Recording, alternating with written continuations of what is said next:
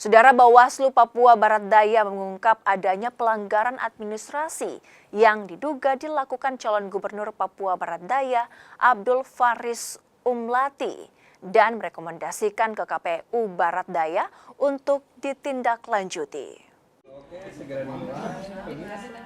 Pelanggaran administrasi Undang-Undang Pilkada yang diduga dilakukan calon gubernur Papua Barat Daya Abdul Faris Umlati berdasarkan hasil temuan Bawaslu Papua Barat Daya.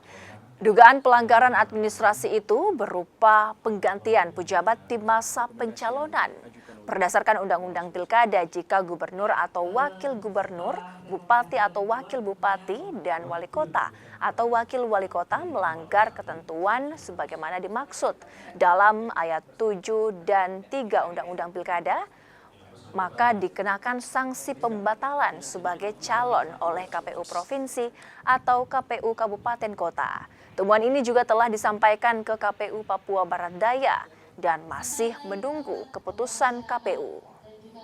Penggantian pejabat 6 bulan sebelum tanggal penetapan pasangan calon sampai dengan akhir masa jabatan kecuali mendapat persetujuan tertulis dari menteri. Nah, sekarang yang kami temukan adalah penggantian itu dilakukan di sekitar bulan September. Agustus September. Nah, sesuai dengan syarat undang-undang 6 bulan sebelum itu adalah tanggal 22 Maret. Ya. Batas akhir melakukan penggantian itu adalah 22 Maret. Di atas 22 Maret itu tidak boleh lagi ada penggantian pejabat.